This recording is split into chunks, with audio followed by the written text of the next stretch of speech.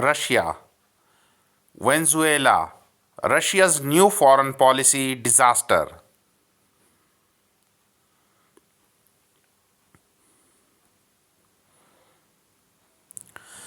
Russia is on the verge of another foreign policy disaster, providing further confirmation that it is far from the status of a global power. With the Kremlin's support, the nation will find a way to continue its self delusion about its own greatness and influence on the global stage. But its failures around the world will demonstrate otherwise.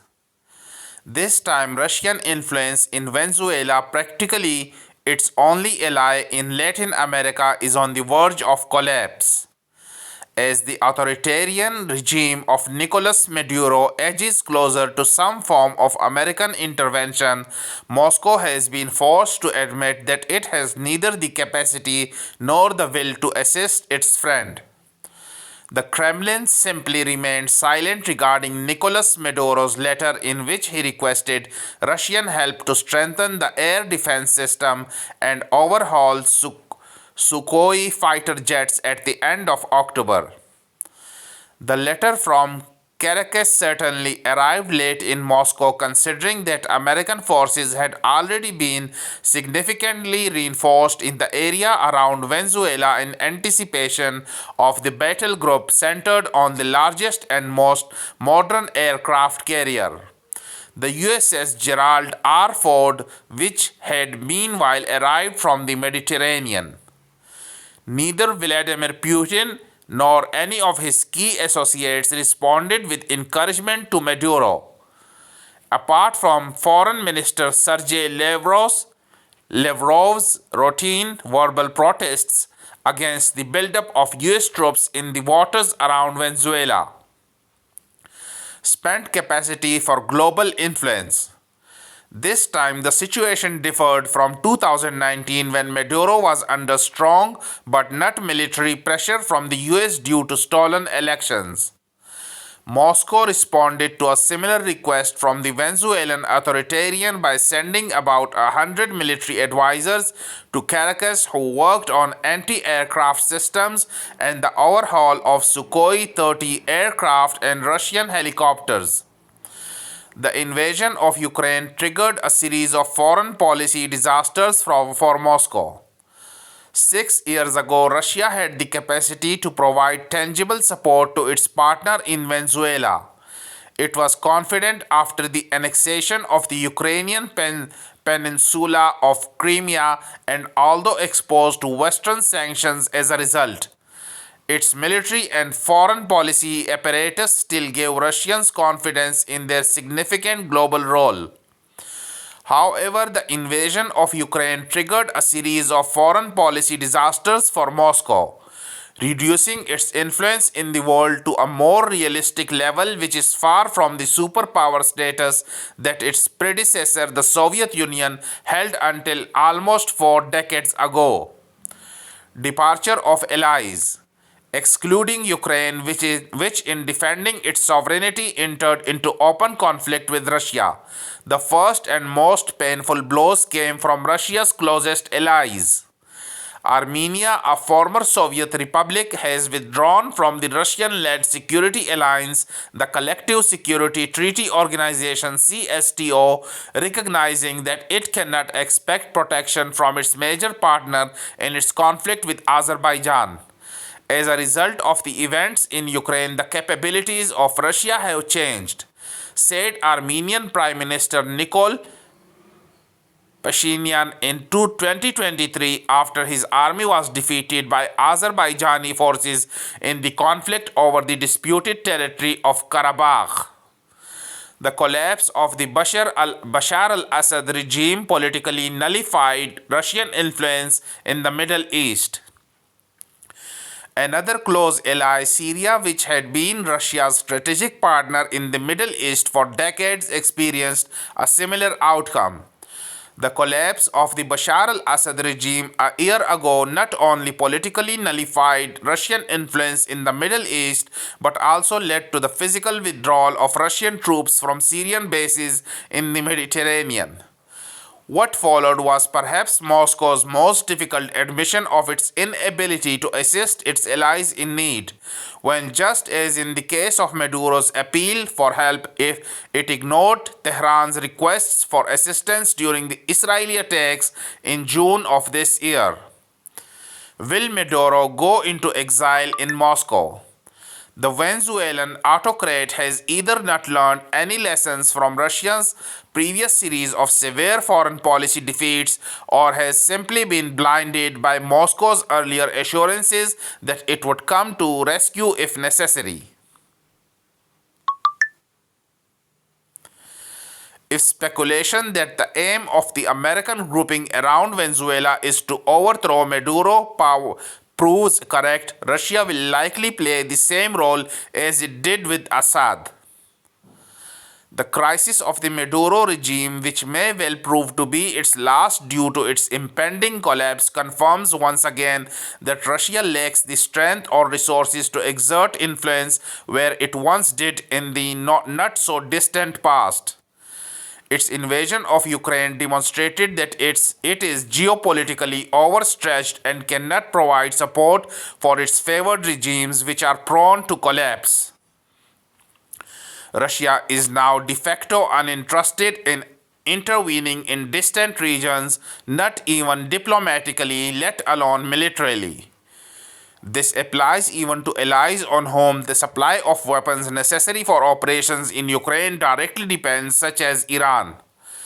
If speculation that the aim of the American grouping around Venezuela is to overthrow Maduro proves correct, Russia will likely play the same role as it did with Assad.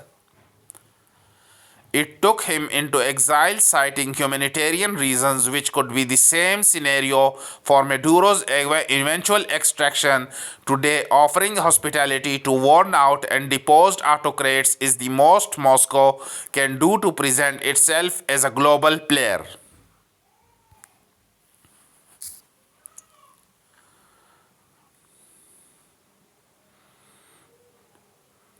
Investigation or cover up.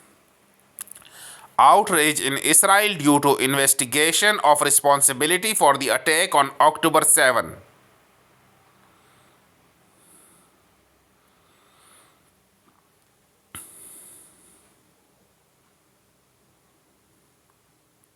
After repeated delays, Israel's government has agreed to launch an investigation into the government failures that led to the Hamas-led attack on October 7, 2023, that triggered the war in Gaza. But questions about the investigation's independence drew accusations Monday that Prime Minister Benjamin Netanyahu is trying to evade personal responsibility in the worst attack in Israel's history. Israel has traditionally appointed an independent state commission of inquiry, led by a retired judge, following major governmental failures. Netanyahu has resisted calls for such an investigation into the October 7th failures, saying only that he would answer all questions when the war is over. In Sunday's decision, he said the ceasefire that went into effect on October 10th allows the government to start the investigation. His cabinet approved the formation of a watered-down government committee. Netanyahu will oversee the makeup of the team governing the inquiry, in effect putting him in charge of the probe. More details about the inquiry are to be announced in 45 days. Public criticism. Israel's opposition leader, Yair Lapid, called the decision insulting to the victims of October 7th and to the hundreds of soldiers who have died in the war. The government is doing everything it can to run from the truth and evade responsibility, Lapid said. The government is establishing a commission that will investigate itself, noted the Movement for Quality Government in Israel, which is critical of Netanyahu. This is not an investigative commission, this is a cover-up commission. In the October 7th attack, Hamas-led militants killed some 1,200 people and took over 250 others hostage. Nearly 500 soldiers have been killed in fighting since then, while Palestinian health officials say over 69,000 Palestinians have been killed in Israel's retaliatory offensive against Hamas. According to a poll by the Jerusalem-based think tank Israel Democracy Institute last month, nearly three-quarters of the public support a fully independent commission of inquiry. Even among Netanyahu's right-wing base, 68% favored an independent commission. The survey questioned 1,000 people and had a margin of error of 3.1 percentage points. Thousands of people demonstrated on Saturday night in Tel Aviv, many calling for an independent probe.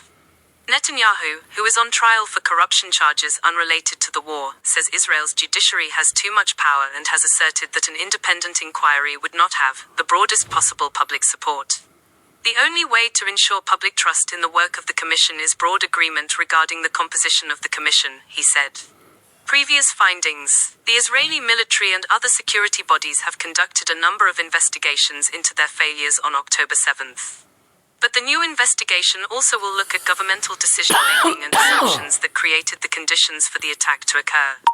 Many security figures have said that Netanyahu's attempt to overhaul the country's judicial system, which triggered mass demonstrations and public divisions before the war, sent a message of weakness that encouraged Israel's enemies to attack. Netanyahu rejects the accusations. Many Israelis believe the mistakes of October 7th extend beyond the military, and they blame Netanyahu for what they view as a failed strategy of deterrence and containment in the years before the attack. That strategy included allowing Qatar to send suitcases of cash into Gaza and sidelining Hamas rival, the internationally recognized Palestinian Authority.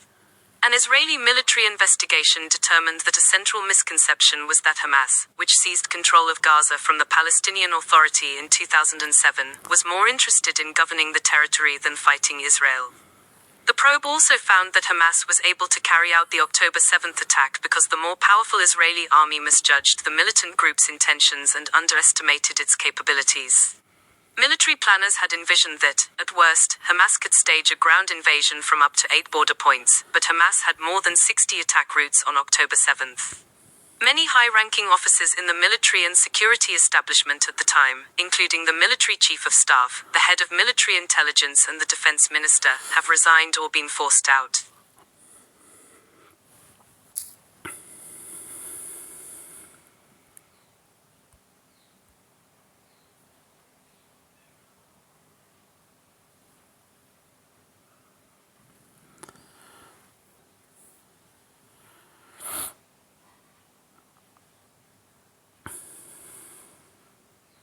In early November, the Chinese government made a game-changing decision in the global technology industry. From now on, all new data centers in China, whether funded by the state budget or using public resources, must run exclusively on domestic AI chips. American accelerators such as NVIDIA's A100 and H100, as well as models from AMD and Intel, are effectively excluded from any project the state considers strategically important. This is a systemic intervention affecting all government platforms based on artificial intelligence, from health and security systems to research networks and supercomputers for data processing. The aim is not merely to replace the chips but to redirect the country's technological trajectory at a time when American companies have become inaccessible due to the export embargo. This sector forms the core of China's digital statehood. Data centers serving the government and government projects are not simply places to store data. They are the backbone of all major AI systems Beijing is developing for public functions, from traffic identification and digital health to large-scale models for analytics, scientific research, and technological development. In this context, a chip is no longer just a technical component. It becomes an instrument of control over the infrastructure that shapes the functioning of the state. Therefore, this decision should not be viewed as economic protectionism for the domestic industry but as a strategic move to keep key technology fully under Chinese jurisdiction.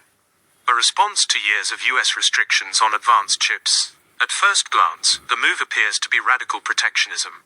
However, it is actually a response to years of US restrictions on the export of advanced chips to China.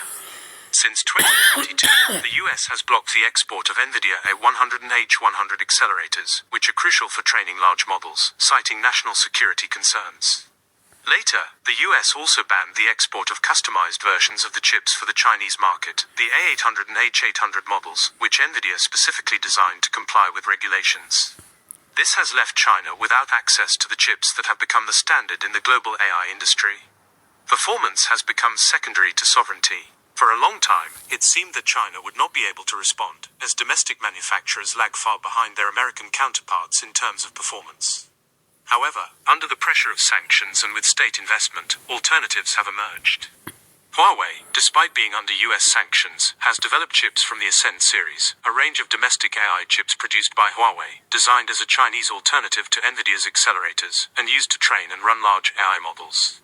These chips are now recommended as the basic platform for domestic AI projects. They cannot replace US chips in all scenarios, but they can perform enough critical functions to keep the system running. In other words, performance has become secondary to sovereignty. Technological autonomy is political sovereignty. The new regulation does not mean that every foreign chip is banned in China. Private companies can still use NVIDIA hardware, provided they do not participate in government-funded projects. However, these projects have the largest budgets and greatest strategic importance. Any upgrades or new data centers that work with the government or public sector will have to forego US hardware. Any upgrades or new data centers in Beijing, Shanghai, Guangzhou, and other provincial centers that work with the government or public sector will have to forego US hardware. If a facility is already under construction and the ordered servers contain banned chips, they will have to adapt, meaning cancelling orders or replacing equipment. Such a directive effectively destroys the market for foreign manufacturers in the most profitable segment of China's digital economy. From Beijing's perspective, this is presented as a security issue. If a decisive part of state data, public services, and scientific archives is processed on chips from a country that has openly identified China as a strategic threat, this is seen as a vulnerability that must be eliminated. In this way, the domestic audience is increasingly convinced that technological autonomy is equivalent to political sovereignty.